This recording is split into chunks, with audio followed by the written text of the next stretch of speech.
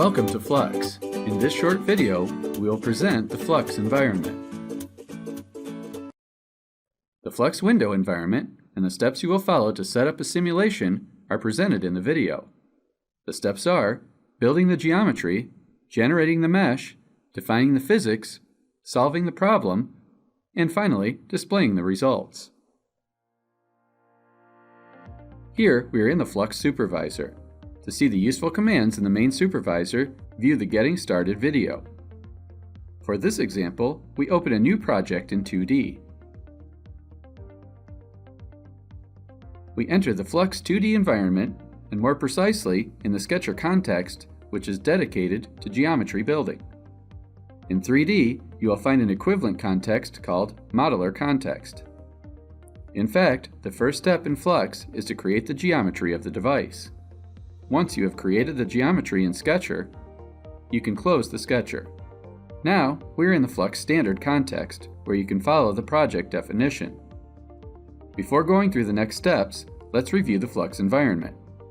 In Flux, the different commands can be launched in 3 different ways.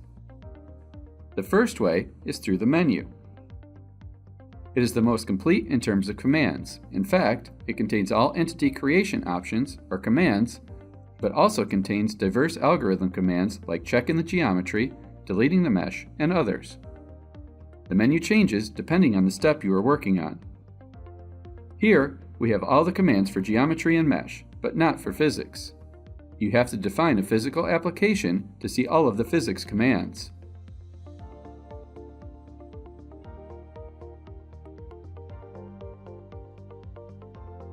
In the same way, to see the post-processing commands, you have to solve your project.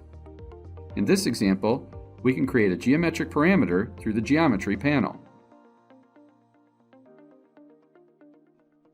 The second way is through the icons.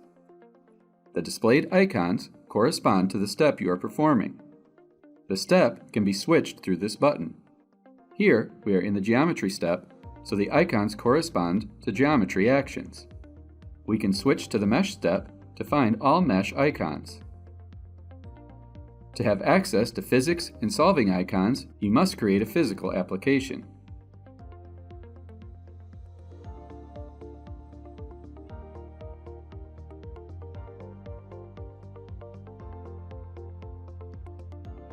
Here, we create a geometric parameter by clicking on the icon.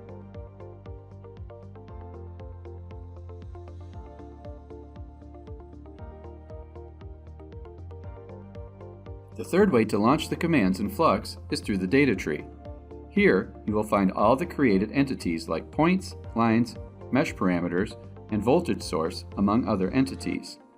You can perform all actions on entities through the data tree. To follow the same example, to create a geometric parameter, we right-click on Geometric Parameter. As in the icons, to create physical entities, you must define the physical application.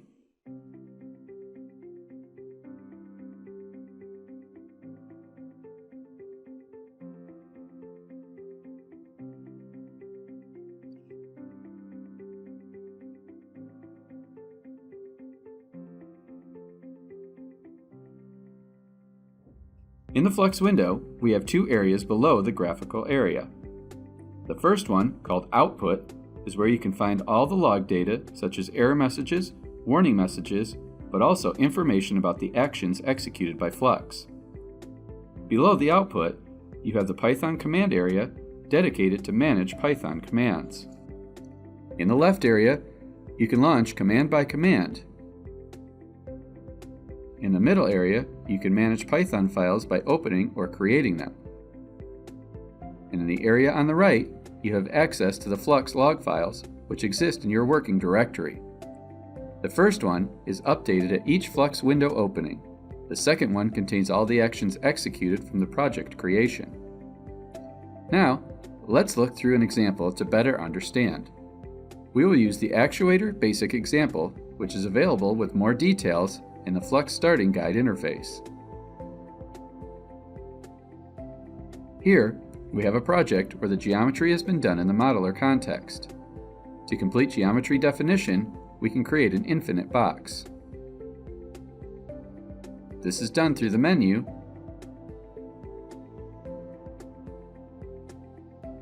the data tree,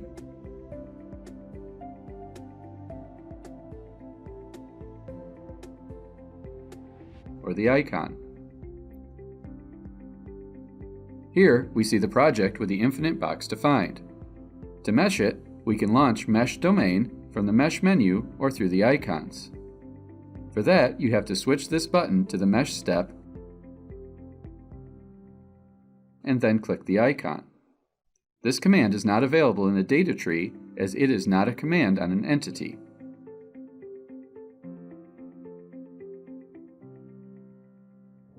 Now we have the project meshed and we want to define the physical data.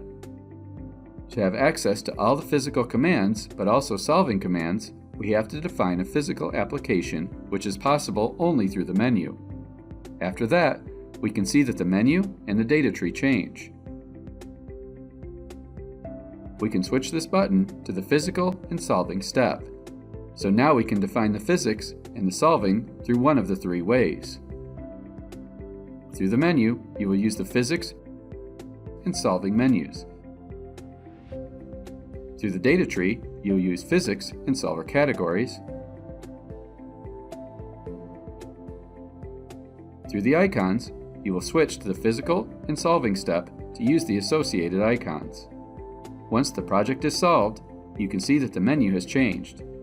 The geometry, mesh, and physics menu have disappeared, and now we have new menus to post-process.